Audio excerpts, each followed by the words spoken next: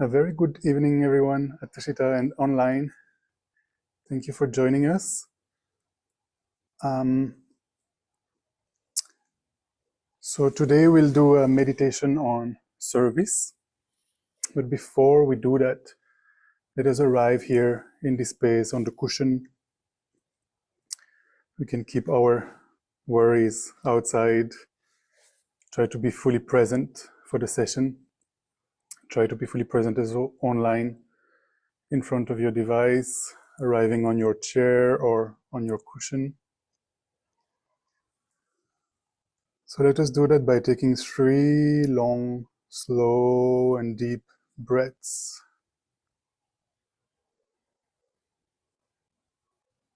Every time we inhale, trying to refresh our attention. Every time we exhale, trying to relax.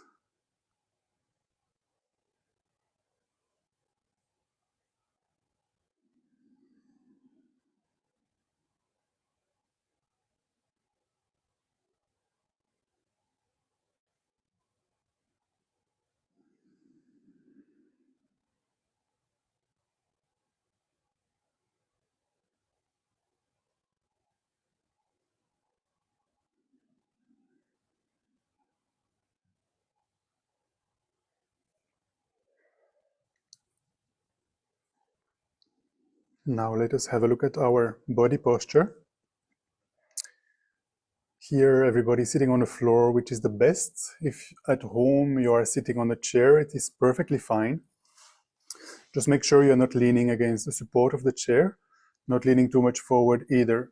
The most important when we meditate in terms of body posture is for the body to be upright, for the back to be straight. You can imagine there is like a string pulling from the crown of your head and keeping your body upright. If you're sitting on a chair at home, make sure both feet are flat on the floor. If the floor is too low for you, you could place a cushion under your feet. If you're sitting on the floor, the ideal is to sit in a full lotus posture. That means both feet on top of the opposite leg. That might be a little bit challenging. Make sure you're not pushing your body. Make sure that you are sitting comfortably. You can simply sit cross-legged or in a half lotus, or even the way they sit in Burma, meaning one leg in front of the other. You can place your hands on your knees, in your lap, palms up, palms down, whatever feels comfortable for this session. So the back is straight and the neck is aligned in the continuation of the spine. You can very gently tilt the head forward, not too much. This helps with concentration. When the head is tilting like this, then many more thoughts are coming. Then if it's too much down, we tend to fall asleep. So we need to find the middle way, right? So it's gently tilted forward, not much. The shoulders are even and relaxed. You can keep your eyes slightly opened, or if you prefer, you can close them for this session. And then finally, you can place your tongue just behind your upper teeth towards the upper palate. This helps reduce the production of saliva.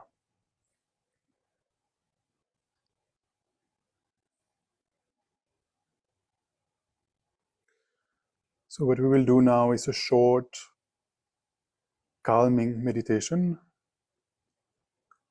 Calm actually is maybe the literal translation in English, calm abiding, for the Sanskrit, which is shamatha.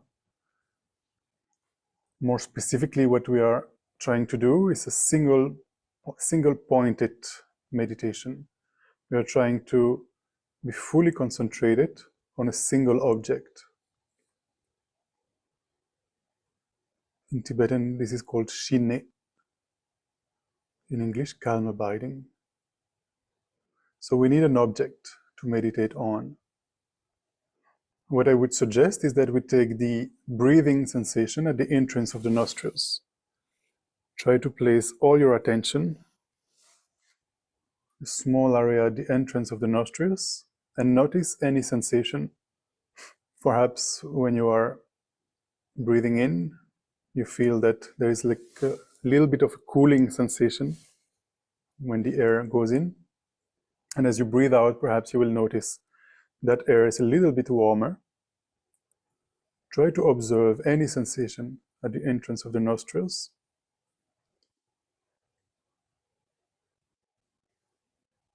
And we will try to remain focused on that object of meditation without losing the object of meditation. Now, when we do that, we tend to get distracted. Our minds are very good at, going all over the place in our thoughts, thinking about the past, thinking about the future, not remaining focused.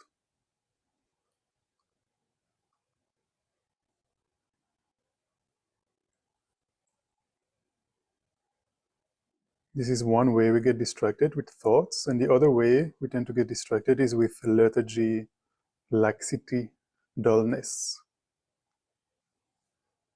Basically, the mind sinks, we fall asleep, and therefore we also lose the object of meditation.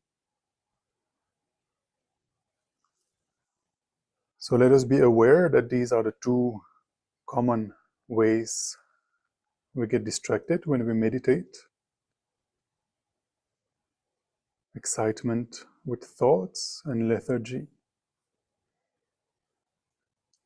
So the final instruction for this meditation is that there are two antidotes that we need to use to counteract these distractions.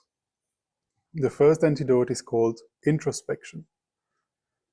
Introspection is like an agent in the corner, in the background of our mind, that is actively checking, what is my mind doing?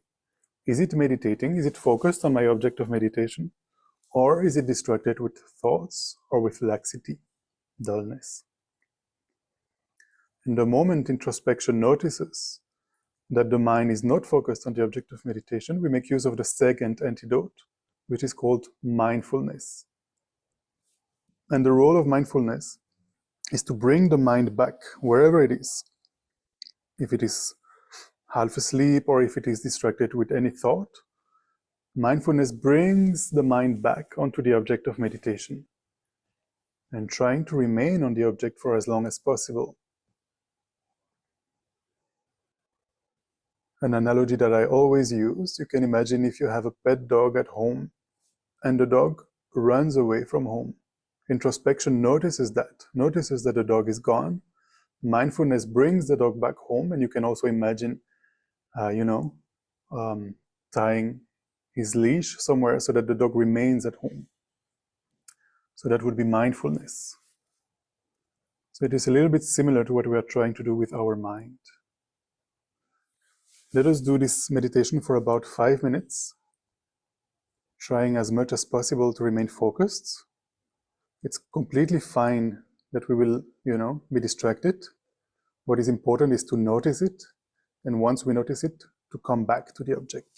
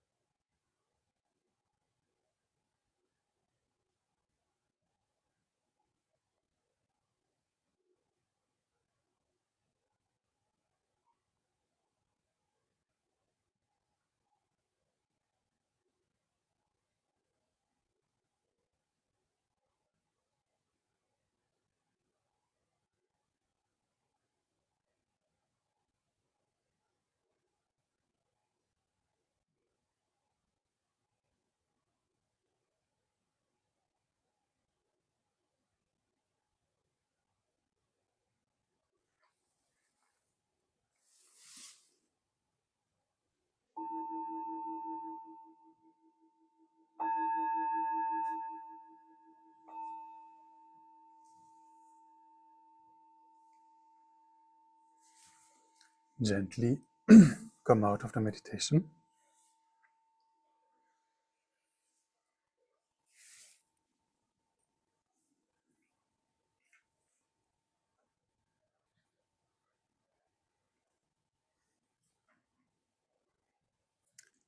Five-minute might seem short, but actually, if for 5 minutes you're able to remain completely focused without being distracted, already you're a great, great meditator.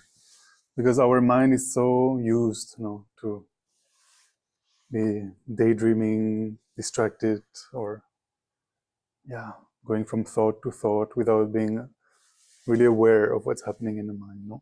So we are trying to train in being more focused to develop our concentration.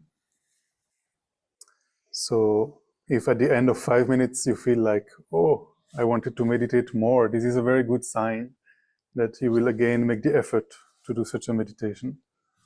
As beginners, it is actually recommended to keep the sessions short. And because if you sit for, let's say, 1 or 2 hours, then at the end you might feel completely exhausted, tired. And then the next time you see your meditation cushion, you might not want to sit, right? So then also, because our tendency is to be distracted, we are so used to it. If we sit for 1 or 2 hours as a beginner, and we don't really make effort to apply the antidotes of introspection and mindfulness, then we are just, strengthening our bad tendencies. But if we sit for 2, 3 minutes, 5 minutes, and we make a commitment, I will make sure to use the antidotes, then gradually, we are improving our concentration. So today is already the 15th of a series of 16 meditations. Last year we did 14 of them. And these meditations are extracted from a text that was written in the 7th century Tibet by the king of Tibet back then, Songtsen Gampo. And this text really helped to transform Tibet from a very uncivilized country to, like a warlike nation, to the Tibet, and the Tibetans that we know today that are very kind, very supportive of each other, very, calm, and really helping a lot others, thinking about others, and so forth. So Tibet was already a Buddhist country back then, so it has a lot of, the text that was written back then by this king has a lot of religious connotations.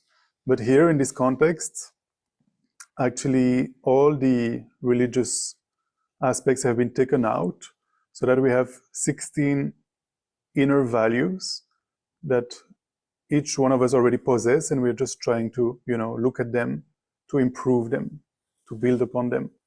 So last year, for example, we meditated on values such as respect, what else you remember, honesty, inner values like this. And today we will explore service.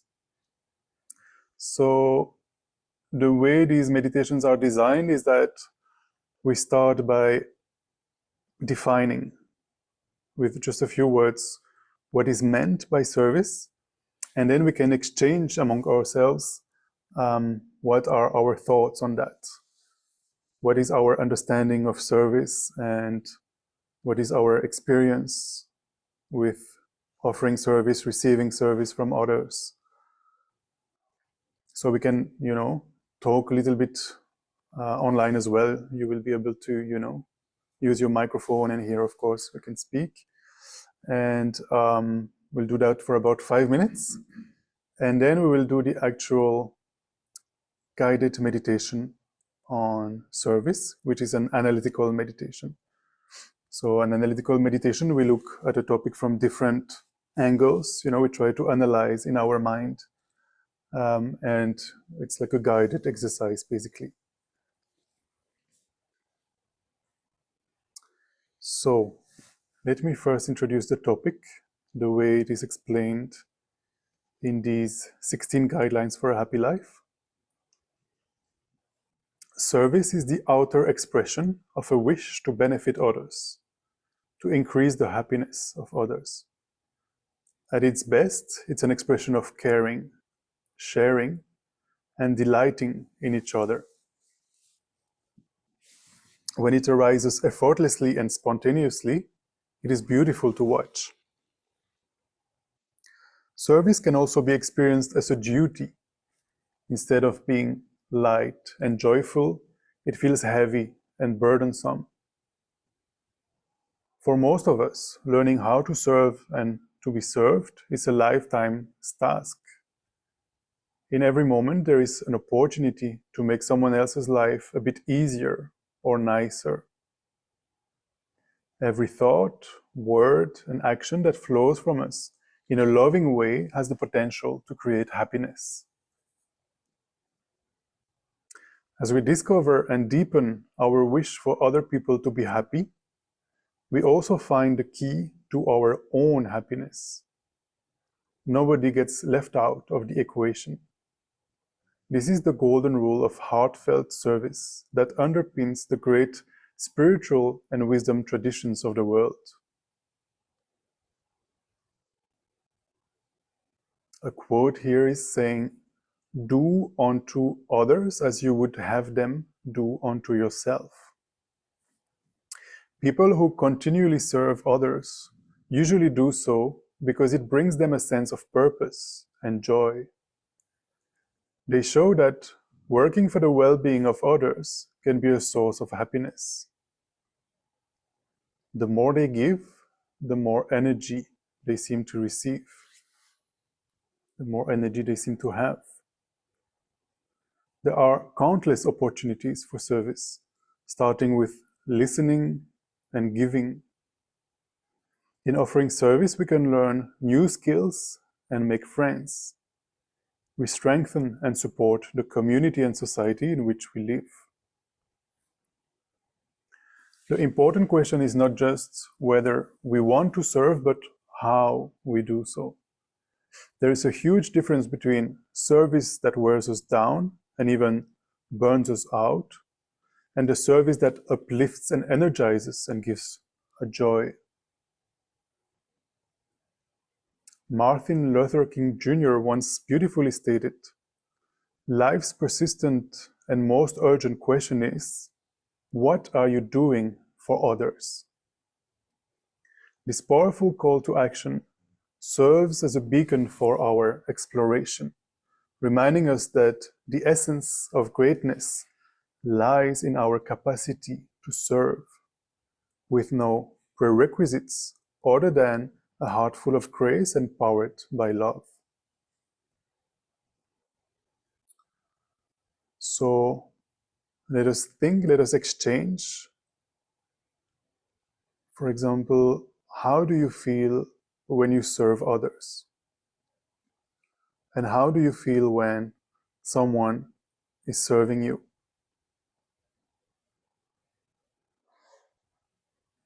To become better at service, what would need to change?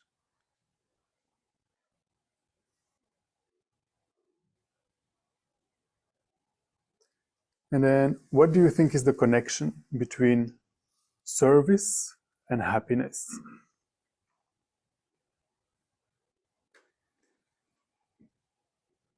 So let us explore a bit these questions. We can, whatever you think, whatever you have in mind, your understanding of service, helping others, your experience giving service, receiving service, how can we become better at it, and how does helping others, serving others make us happy? Anything you would like to say, please do so. Online, you have the possibility to unmute your microphone, and here, of course, we are ready to listen to you. Don't feel shy, we're all friends.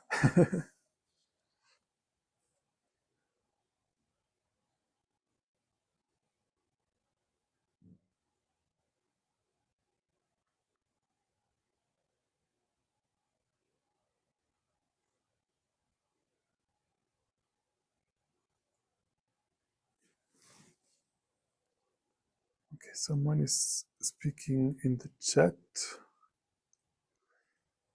Rutuja is saying, at times when I serve others, I expect something in return, either from that person or the universe, and I'm not proud of it.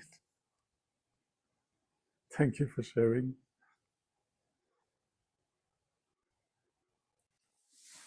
Anybody else would like to say something?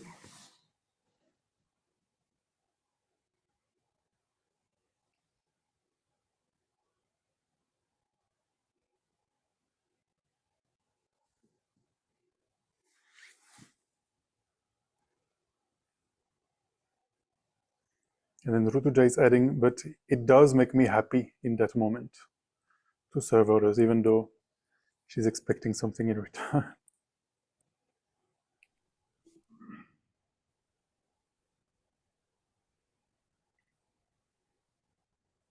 I think initially even that kind of Yeah, it would be helpful so online people can also hear. Thank you.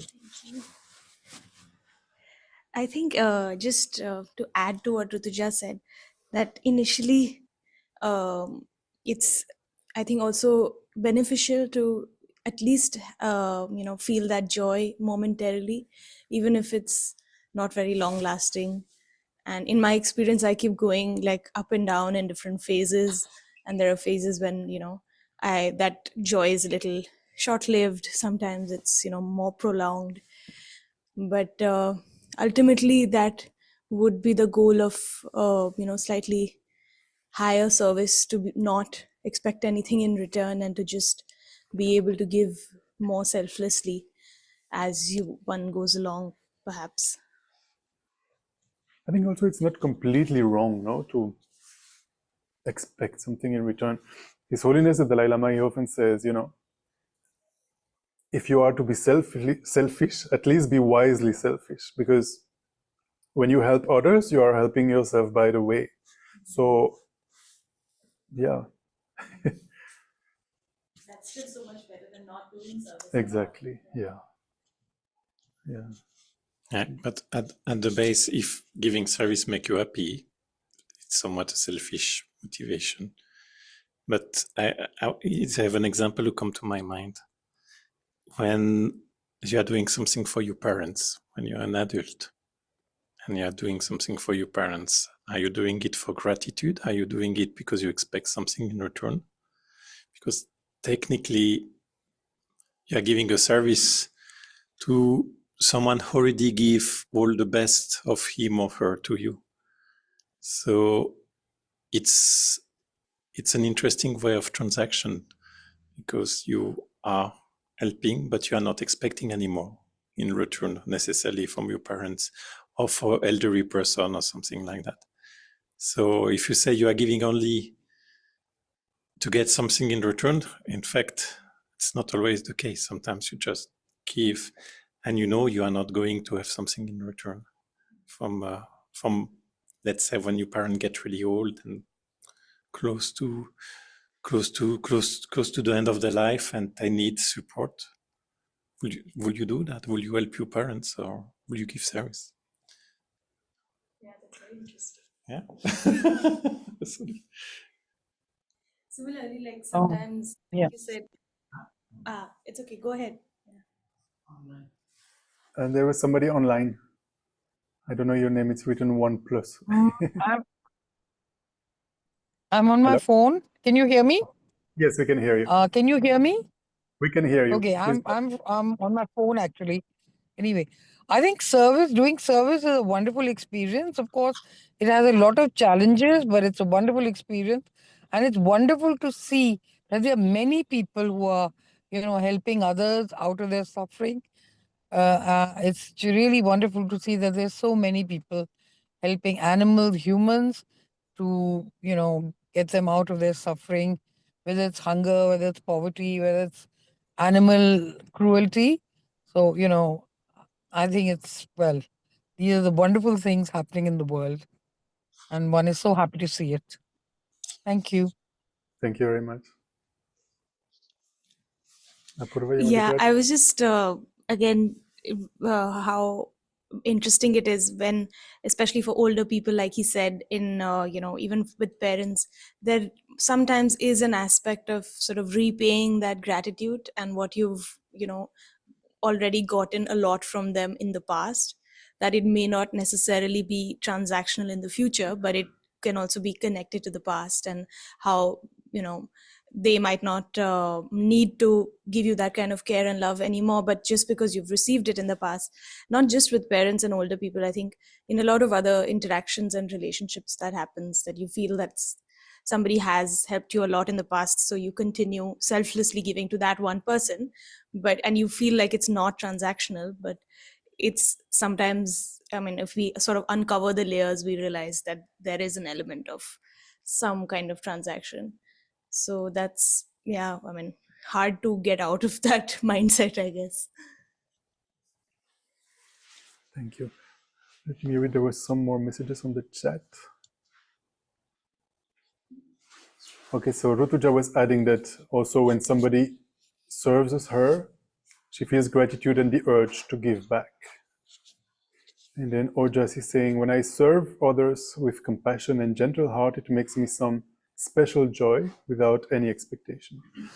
And then finally, Dee is saying, service is a lightening of the delusion of separation and realization that all experience, including pleasure, is interdependent by its very nature. And you wanted to say something? Yes. So, in my opinion, helping others actually starts a chain reaction. Like if I were to help you without expecting anything in return, then it creates a memory inside you that somebody actually tries to help me. And maybe in the future, you try to help somebody else without expecting anything. And I think this chain might propagate and this will increase happiness overall in the world. So, that's my opinion. Very good, thank you. And I think also to go back to, to go back to what Rutuja was saying in the beginning, I think it's good also to start where we are, knowing where we are. I mean, most of us, myself only, I will do something only if I know there is some benefit for me. But yeah, if we know that helping others has many advantages for us, it will push us towards that direction, and it's good because, as you were saying, in the end, we are indeed helping others. The old Karampa masters, they used to say, use the spear of ego to destroy the ego, because by helping others, we are doing something good for others as well as for us, and then gradually, it becomes more and more genuine, I guess, and less interested. And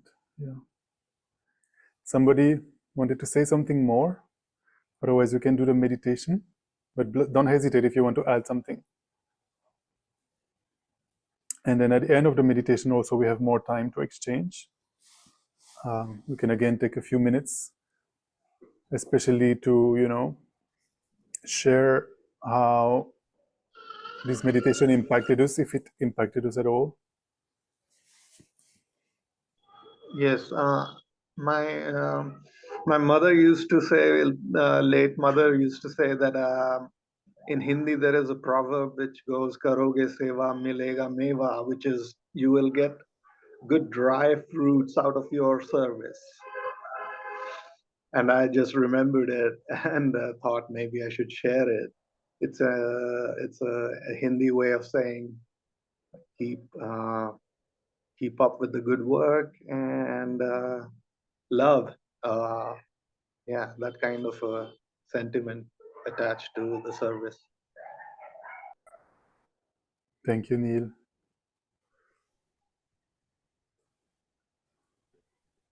Anything more you would like to add before the meditation?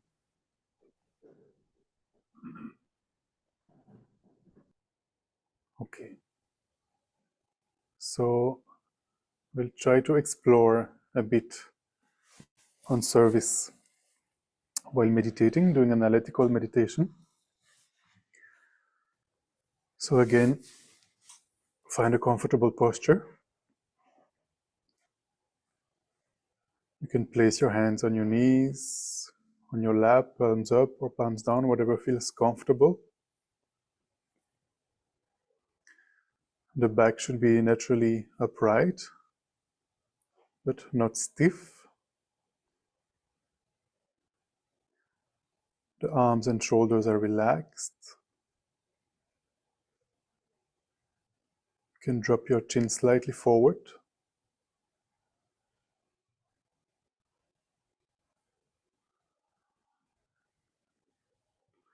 The neck is aligned in the continuation of the spine.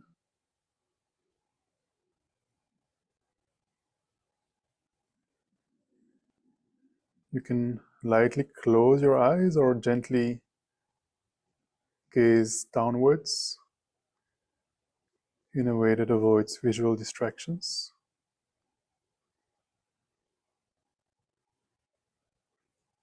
And let us turn again our attention to the breath as it enters and leaves the body.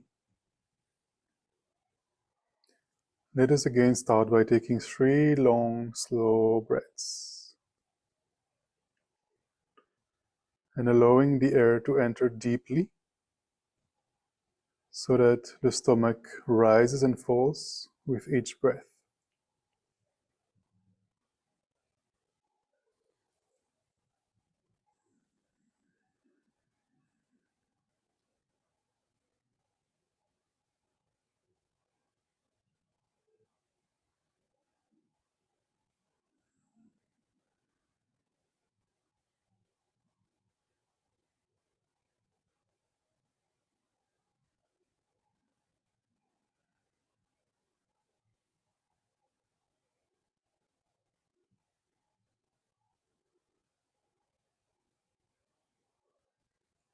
Now let us explore,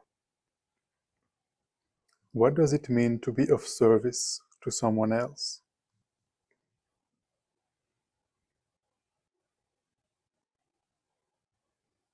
Is service important?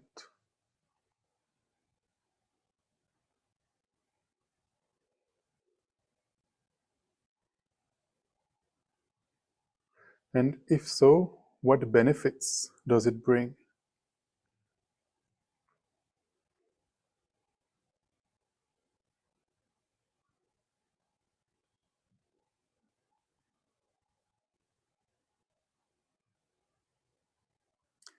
Can everyone be of service in some way?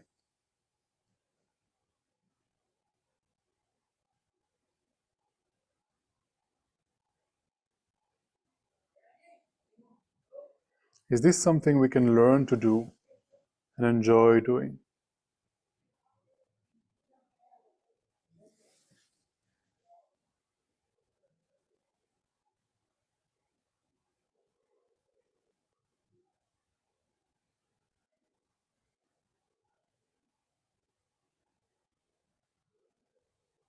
The 16 guidelines for a happy life define service as helping and benefiting others in whatever way we can. Every day, all around us, there are opportunities to make someone else's life a little bit easier or a little bit nicer. We just need to notice those opportunities and to act upon them.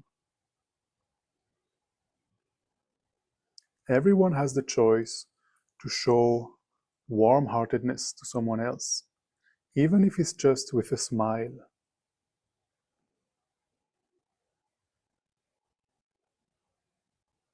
What does service mean to you?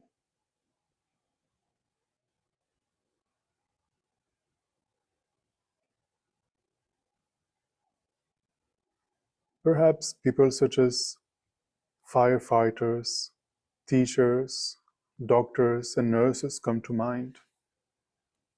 However, small acts of service of helping and benefiting others are taking place around us all the time. See if you can bring to mind a recent occasion when you saw someone helping or benefiting another person.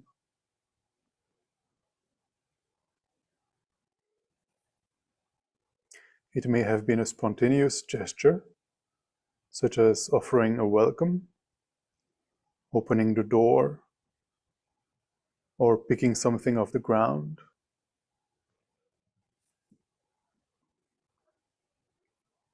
Or perhaps it was something more substantial, such as raising money for a good cause.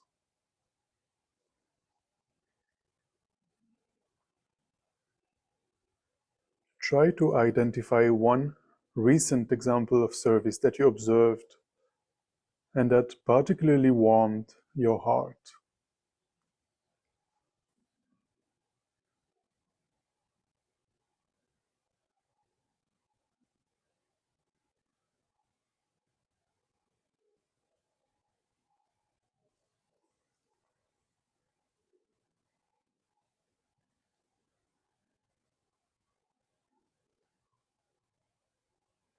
If you find this difficult, you can instead bring to mind some positive acts of service that you came across in the news.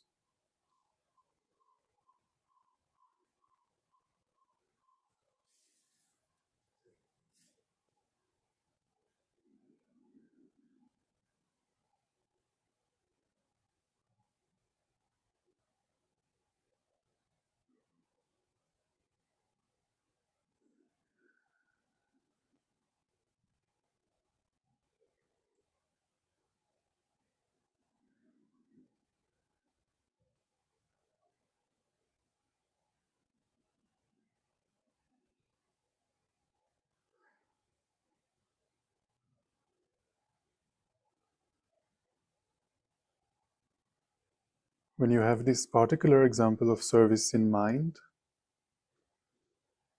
consider who were the different people involved.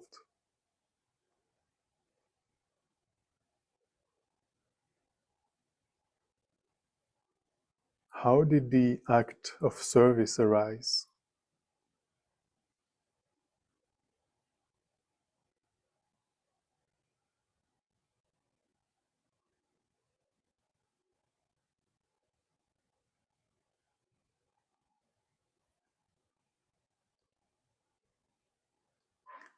Who benefited from it the most?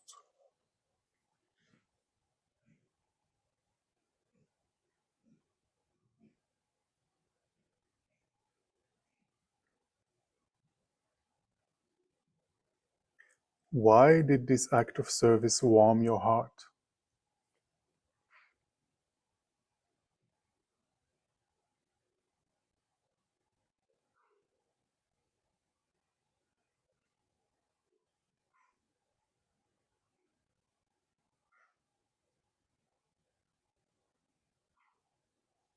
Is there something, anything to be learned?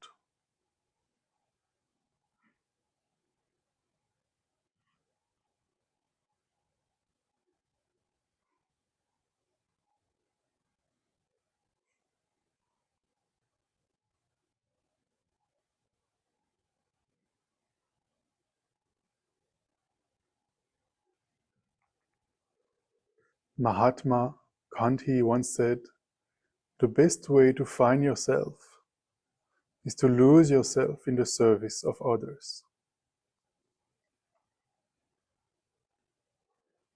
It is a common experience that helping someone else, in however small a way, can lighten our mood and shift attention away from our own anxieties and concerns. There are over 8 billion people on this planet. So why focus on one alone, even if that one person happens to be myself? Instead, through reminding ourselves that everyone shares the same wish to be happy, and that each person's happiness is inextricably linked together, we can gradually strengthen our natural capacity to help and benefit each other.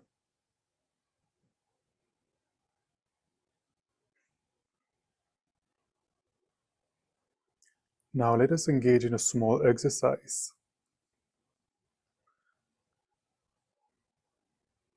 It's a tool called inquiry, which is designed to help us recognize and value the opportunities we have in daily life to be of service to others.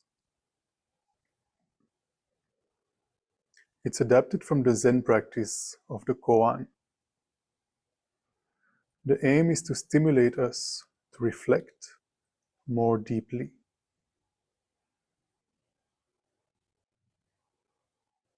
This form of inquiry may at first feel unfamiliar and even a little uncomfortable, but it is one of the tools that the 16 guideline students have found the most helpful over the years.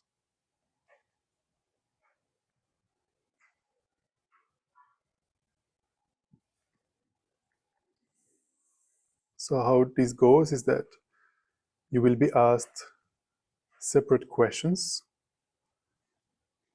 and each question is repeated several times over. This repetition of the questions encourages to go beyond the obvious answers. For every question, try to limit yourself to a short phrase to answer the question. There is no hurry. There will be pauses each time the question is asked. It's important to be gentle with yourself. So let us start again by consciously relaxing shoulders, softening the eyes.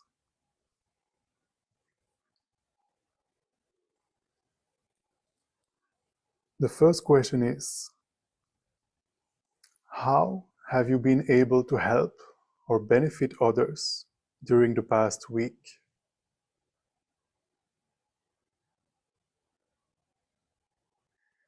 If you find this question difficult to answer, start small with the little things that we often overlook or forget. How have you been able to help or benefit others during the past week?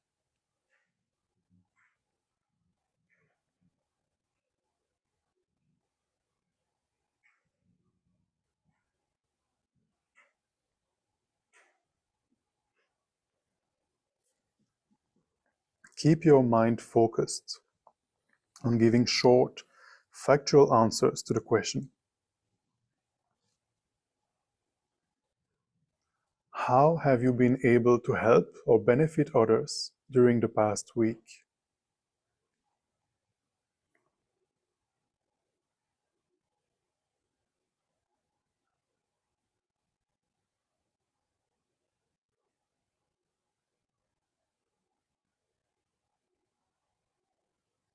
Keep your answers short.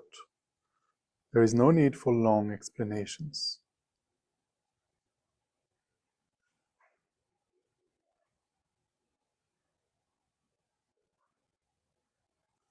How have you been able to help or benefit others during the past week?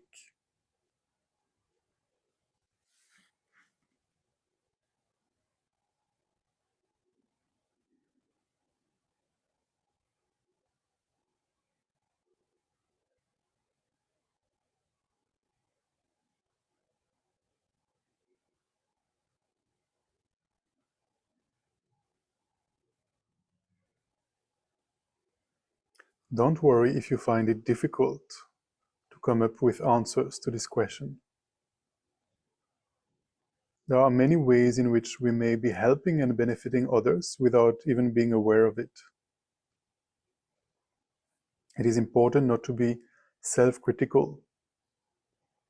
How can we possibly be loving and caring towards others if we can't be loving and caring towards ourselves?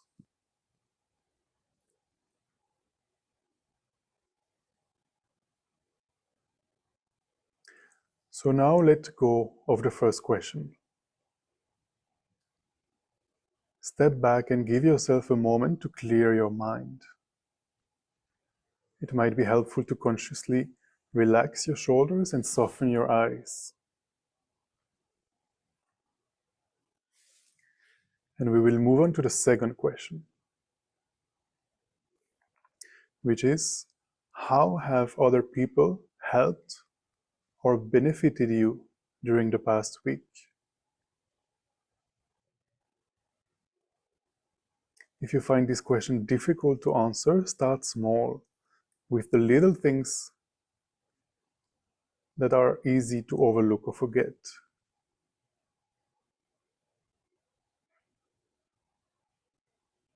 How have other people helped or benefited you during the past week?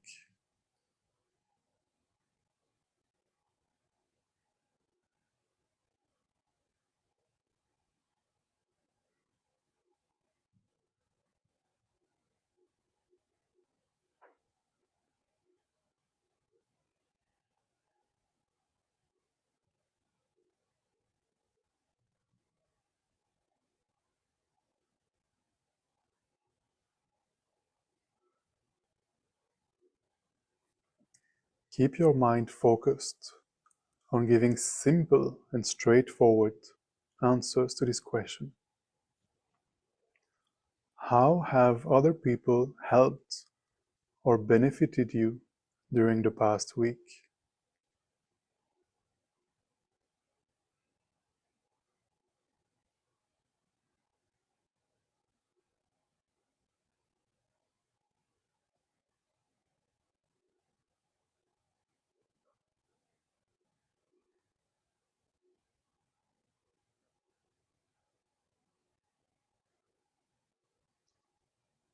Try to answer the question as directly and simply as you can, avoiding long explanations.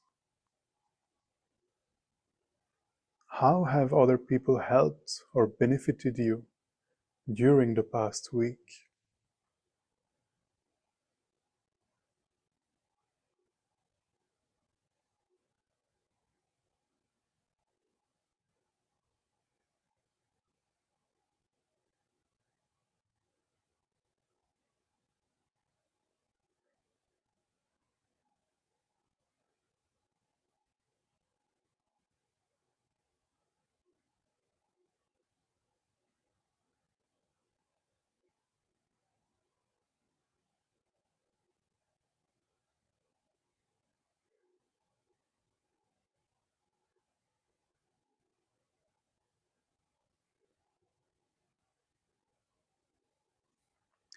Again, don't worry if you find this question difficult to answer. Many of us have moments in our life when we feel that we are on our own and that nobody is there for us.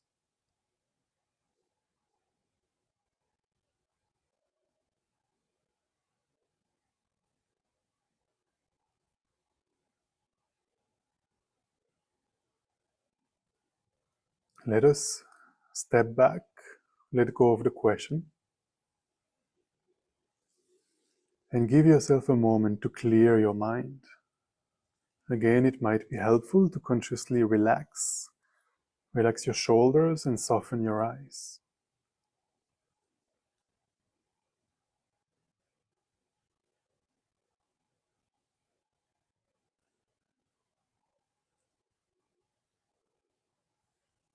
Did this exercise bring you any insight into how you have offered service to other people in the past week?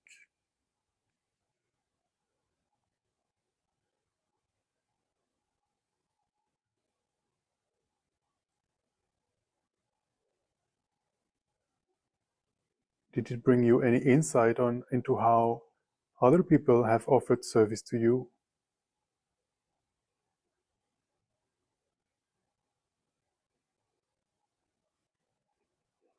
We may need to remind ourselves that sometimes the insights from an exercise like this don't arise immediately, but can become clear days or even weeks later.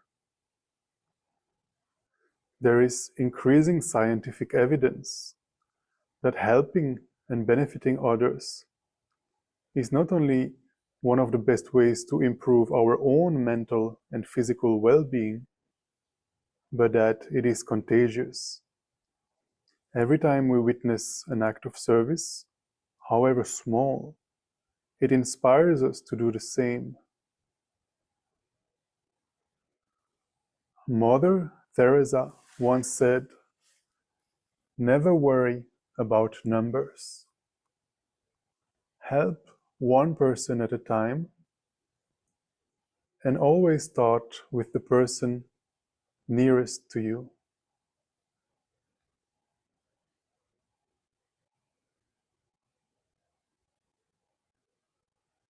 May the practice of service enrich your life and the lives of those around you.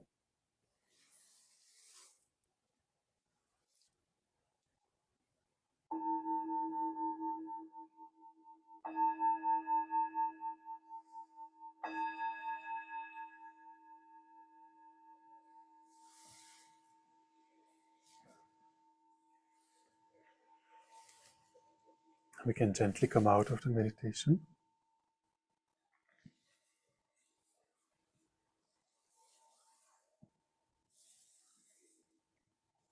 And again, we can have a time to exchange, to discuss about what arose from this meditation. Were you able to think about many times you helped others, or many times others helped you? Or were you not able to think about anything at all? Anything, please share.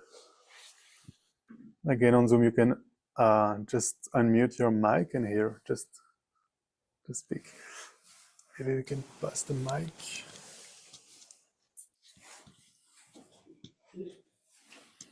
Thank you. There's an act of service. Thank you. I could really think about a number of instances where I was serving others in the past 1 week, and number of instances when I was being served by others. What I realized that when we realize that the oneness of the all different individual consciousness, like when we realize that there is a oneness in all the different individual consciousness, then we automatically gain tendency to love and serve others. And that's the reason when we serve others, we are somehow serving our consciousness only. And that's the reason we get joy and happiness. Thank you. So I would like to share an insight that I think I saw on YouTube, I think. Yeah. It was a video from the channel Quartz Art, and the title was The Egg. And the idea behind this video was that everybody is you and you are everybody. If you are doing an act of kindness towards other, you are actually helping yourself. And in this way, every act of kindness, every act of cruelty, anything that you do to others, you are actually inflicting upon yourself. So if you are kind to others, you are actually kind to yourself. And I remember last week I helped a little boy outside my gym with some money, because I think he was not in a proper condition. So, and for others helping me, I remember last week, Monday, in this very place, for doing the prananam, we actually need 2 mat spaces, and there was no space in front of me. So the lady who was sitting behind me actually vacated her place so that I can bow down. So I think, Over the prostration. yeah, All yeah. right.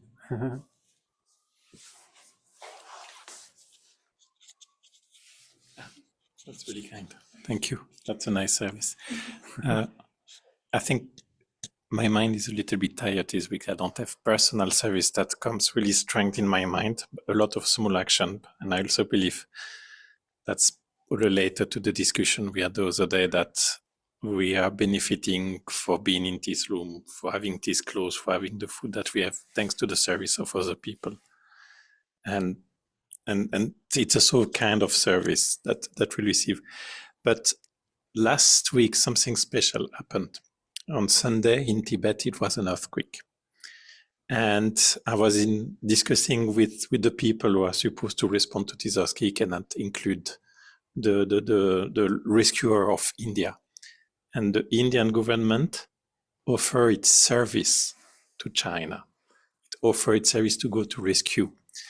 And the situation was not so bad. So China said, no, we will be able to manage that. But it was really, really touching to have discussion with the rescuer of India that were so sad and disappointed not to be able to carry on this service, because they love to save life. They train all their times for the service, or having the opportunity in a really sad situation, but to save life and to go to help that. So I just wanted to show that there is some profession and some people who dedicated their life to service and to help other people. And believe me, they are not doing that for the money. They need the money to live, but they're doing that because they want to save life, they want to help. And these people, they are quite happy.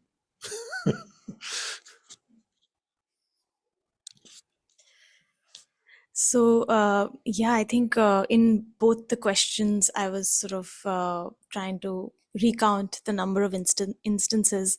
And of course, when I was counting the number of times I have performed a service for others, I was struggling in the last 1 week. So I was reminded of something 2 weeks back, and then I felt like it's cheating. No, I have to think of something within this week. And there were pretty small things which I wasn't very happy about, and then I realized that I should be doing more. And then when it came to others performing services for me, then I felt, I had a long list, and I had, lots of different things that happened, and I was really surprised and happy about all these great things that happened in the week. And then I also remembered an instance where a friend sort of helped me by inviting me somewhere. It was a yoga class, and I hadn't been regular with yoga for a while, and I previously had a regular practice, so I am involved in it. So she called me, and for a session at a yoga center, and I really enjoyed it, even though I didn't sign up for the regular classes or anything, because I wanted to sort of revive my own practice. So it really helped me. And when I thanked her back and I said that, thank you so much for calling me, and she almost said it as if it was nothing. Like, for her, if she was going herself and she just happened to sort of ask me about it, it didn't seem like any effort on her part, and she didn't want to sort of accept that gratitude. So that's when I thought about that instance. And then I thought that sometimes people are performing a service without even knowing that they're performing a service, and they have no idea. They're like completely oblivious about the fact that they are being of such a big help to anybody, because that day of of yoga practice actually regularized my practice, and now I'm feeling so much better and healthier. It had so many ripple down effects. Similarly, then I started being a little kinder to myself, and then I thought that I may have done something unknowingly for somebody, and that person may have been benefited much more than I thought. So that, in that kind of insight, I think that just happens with meditations such as these. And when you are in that sort of really level, calm mind, and to objectively look at your life, I think that's really great when that happens. Yeah, it's great. It shows that you're very grateful for all your service to you. And I personally can think for both of you of services that you have done in the last week that you might not have remembered during the meditation. So that's good. Yeah, you don't really, you're doing it naturally. You're naturally helping others without noticing it. It's good. But this meditation helps, to remember. Yeah, exactly. I could think of you more. All the volunteers of the Tushita Center. Yeah, all the volunteers, I can think of so many things I have done in the past week. Yeah, for sure. Yeah. No later than yesterday, Pierre, you benefited others. You might not remember. And last week, Apurva, at least 2 things I could think you did. So we can do the koan and ask ourselves again, no? How did I benefit others in the past week? Try to remember.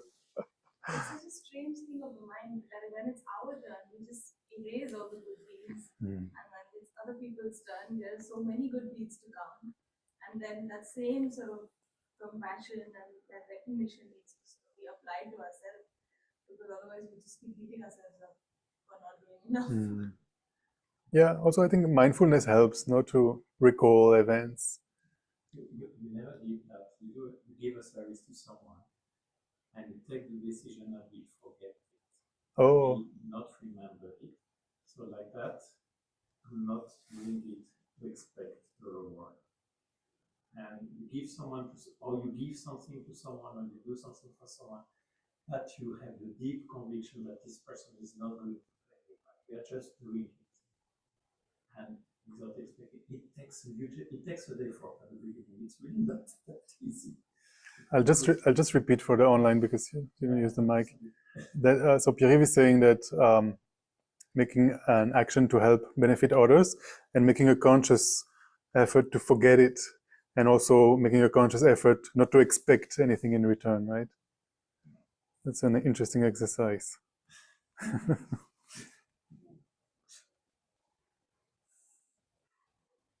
You want to say something more? No? Online, any feedback on this meditation? Could you think of ways you helped others in the past week and others helped you?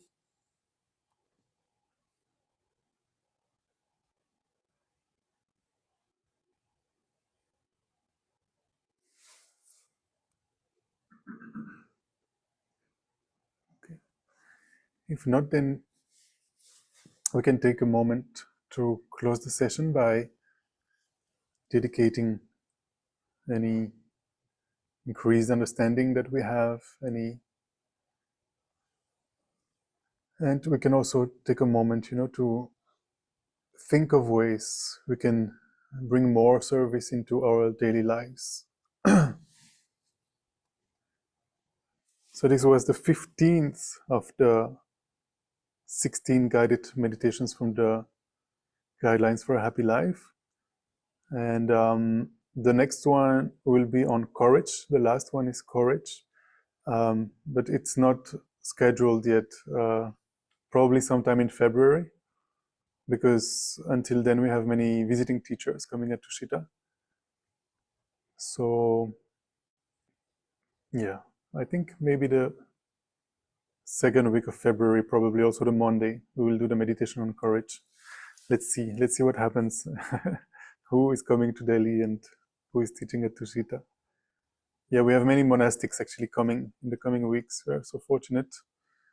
Actually, winter is the right season now, because many people are coming. They all have a break and they are coming to see His Holiness. Usually they go to Bodh Gaya, and this year His Holiness is in South India, so many people are passing through Delhi, just 1 or 2 days. So we like, please come and teach at Tushita if you're here, So yeah, let us dedicate. Let us dedicate the positive energy and increased understanding from this session to those who are ill, mentally or physically. Let us dedicate for them to have good health.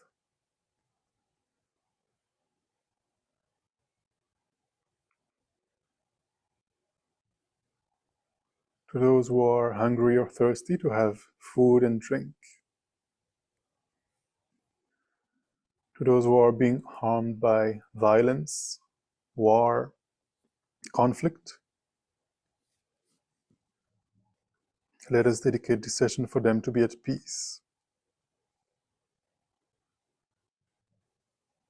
And to those who don't have a home, to be warm and safe. To those who are challenged with loneliness, disharmony, or financial pressures, for them to end their worries and increase their happiness.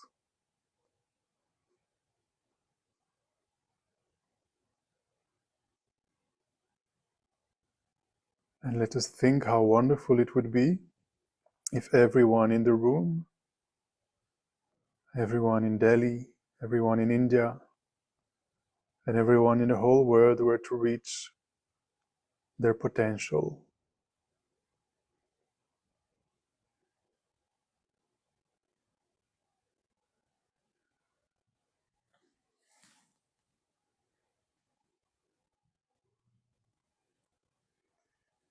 Thank you very much, everyone, for coming here at Tushita on this cold evening, and everyone for joining online, and everyone who will watch the recording later. And so we invite you to many events we have at Tushita. Well, many. We always have, every week, we have always like 3 or 4 things. But yeah, at the moment it's a little bit special because of all these teachers passing through Delhi. So tomorrow we have also a guided meditation, non-secular, very Buddhist practice of Vajrasattva, which is purification practice to actually purify the negative karmas we have accumulated in the past. This is tomorrow at 6:30. And then our next big event is, actually on Wednesday we also have our weekly online debate classes. And next Wednesday is the major event for this winter. We have a Songtsen Gampo Rinpoche coming. He's a very realized Tibetan Lama who's actually quite young. He's my age, but in his past life, he had a disciple called. In his past life, he did so many great things. Of course, he's one of the Tibetans who, escaped Tibet and learned English, and started teaching to Indians and foreigners. And one of the foreigners was called George Lucas. You might have heard about this name. George Lucas is the creator of Star Wars. And actually in Star Wars, you can hear many, like, you have, at some point you have the Ewoks, these little kind of teddy bears characters who are chanting, the Heart Sutra in Tibetan, chanting Om Mani Padme Hum. And also Yoda. Yoda, this very wise character in Star Wars, with a very funny English and these pointed ears. The inspiration for Yoda was Kongchen Rinpoche. So yeah, Sarkong Rinpoche is coming next week, not Yoda, but the inspiration, the inspiration for Yoda is coming next Monday. So in 1 week from now, 6:30 p.m. And he will teach on the Four Noble Truths, which is the first, teaching that the Buddha gave after achieving full awakening in Sarnath, next to Varanasi. So very welcome to join us for that. And then there are many other visiting teachers. Venerable Wangdu, I think many of you know him. He's the resident teacher in Tushita Dharamshala. So he will give 2 days teachings. That's the following week, 27 and 28 January. Then that same week we'll also have Venerable Sarah Treasure. She's an English nun who studied with Lama Zopa Rinpoche for 43 years. And so, ever since Rinpoche showed the aspect of passing away, she has been dedicating her time to, pray for his swift return. And so that's what we will do with her on the 1st of February. That's a Saturday. We'll spend an afternoon first to share stories about Rinpoche. Many of us have met him, and she has, of course, many stories to share in 43 years. And then we'll do the practices that His Holiness the Dalai Lama recommended for us to do for Rinpoche to come back in a new body, in the Tibetan tradition. Like the Dalai Lama, for example, is known as the 14th Dalai Lama, the 14th reincarnation of the first Dalai Lama. Then Venerable Samten, Venerable Gyalten Samten. I think also many of you know her. She used to live here at the center. And the last 4 years she was doing a solitary retreat in the snow mountains, I think near Ladakh or somewhere, or there's another more remote area than Ladakh, I forgot the name, Zangskar or something like that. So she was in a hermitage for 4 years during retreat. She just came out. And so we are very fortunate to be welcoming her after just 4 years. And she used to work here. She was the resident volunteer in SPC for a few years. And yeah, she ordained, I think, 2011, 2012. Before that, she was a Bollywood actress. So you might have seen her in some movies on the TV and all these things. So she's coming on the 2nd of February. She might come sooner as well. Let's see what happens. But 2nd of February, definitely. That's a Sunday at 11:30 a.m. And she will, we will contemplate with her on the 4 essential thoughts, you know, because in Buddhism, we like to talk about the juicy topics like bodhicitta and the emptiness of the inherent existence of phenomenon. But if we don't have the foundations, then these don't really make sense. And the foundations are recognizing how fortunate we are to be human, and how we might die at any time, and how how in our daily experiences we go through sufferings, and when we die, we don't know what kind of sufferings more intense we will experience, and considering karma. These are the 4 points that we will explore with her over several sessions, actually. Yeah, first one, 2nd of February, if not sooner. Yeah, let's see what happens.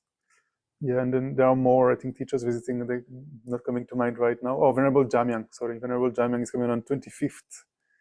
25th, that's a Saturday of January. And 3 p.m. we'll have also 2 sessions with her. We'll talk about how to develop a wise compassion. Yeah, so that's also going to be interesting.